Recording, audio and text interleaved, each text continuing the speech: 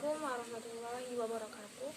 Saya Alfiati Nuriski, NIM 201720486, akan menjelaskan tentang evolusi konsep sunnah ke hadis. Yang pertama ada evolusi konsep sunnah ke hadis. Dalam masyarakat Islam di beberapa negara, terdapat kelompok-kelompok yang meragukan otoritas hadis sebagai sumber kedua penetapan hukum Islam.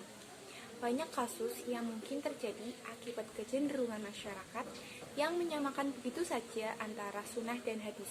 Padahal sudah jelas di antara keduanya terdapat jalinan yang erat, namun tidak identik.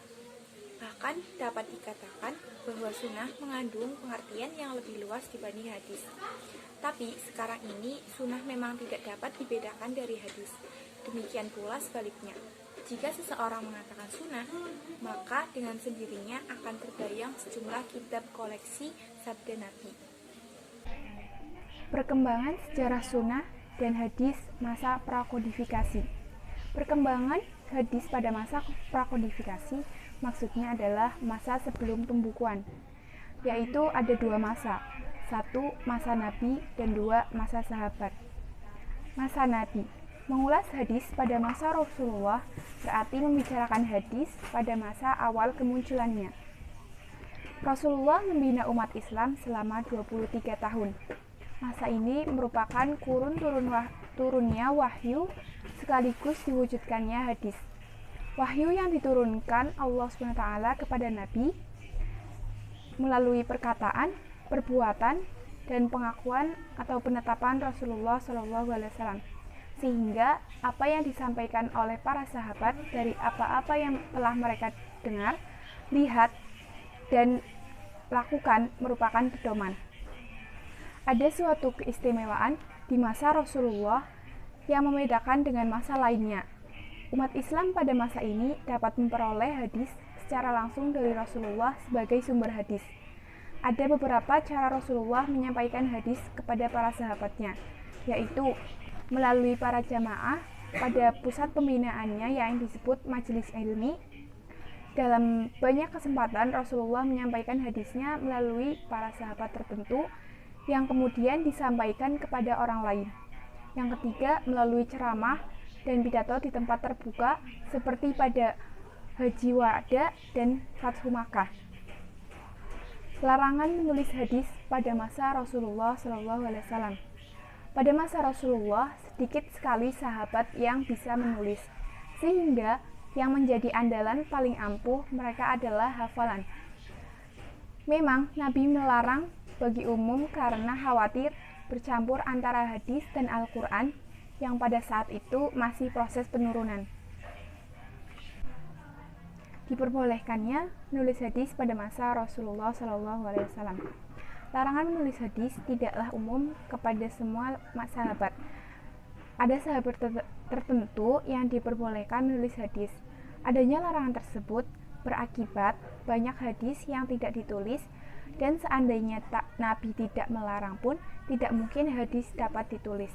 Karena menurut Muhammad Suyuti Ismail, hal ini disebabkan oleh beberapa alasan, yang itu sebagai berikut. 1. Karena hadis yang disampaikan tidaklah selalu di hadapan sahabat yang pandai. Yang kedua, perhatian Nabi dan sahabat lebih banyak pada Al-Quran. Yang ketiga, meskipun Nabi mempunyai sekretaris, tetapi mereka hanya diberi tugas menulis wahyu yang turun dan surat-surat Nabi. Hadis pada masa sahabat.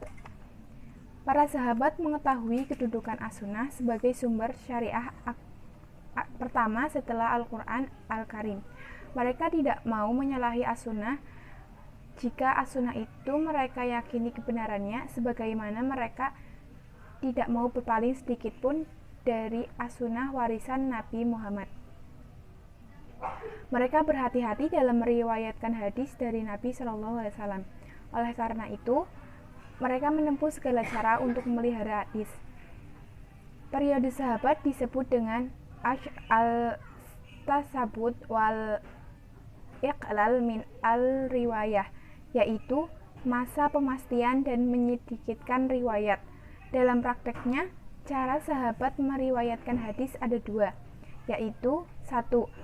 Dengan lafadz asli, yaitu menurut lafadz yang mereka terima dari Nabi SAW, yang mereka hafal benar lafadznya dari Nabi Muhammad.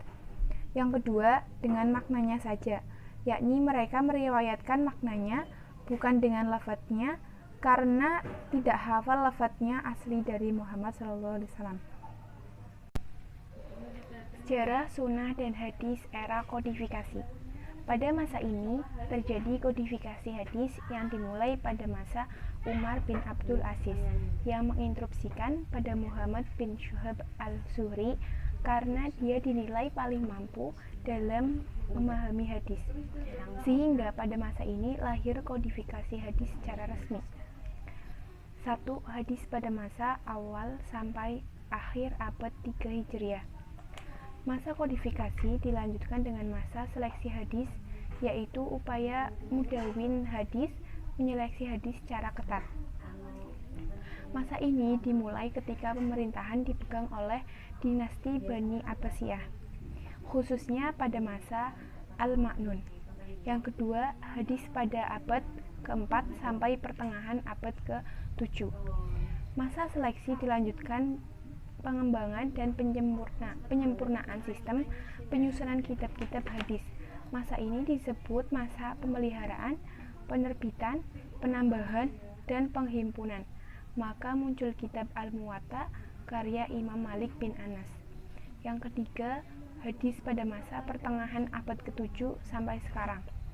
Masa ini disebut dengan masa pensyarahan, penghimpunan, pentahrijan, dan pembahasan. Pada masa ini, ulama berupaya memenuhi kitab hadis yang sudah ada. Al-Kutub As-Sittah. Al-Kutub As-Sittah dalam bahasa berarti 6 kitab, adalah sebutan yang digunakan untuk merujuk kepada 6 buah kitab induk hadis dalam Islam. Keenam kitab ini merupakan kitab hadis yang disusun oleh para pengumpul hadis yang kredibel. Kitab-kitab tersebut menjadi rujukan utama oleh umat Islam dalam merujuk kepada perkataan Nabi Muhammad SAW. Sekian materi yang bisa saya bawakan, kurang lebihnya mohon maaf. Wassalamualaikum warahmatullahi wabarakatuh.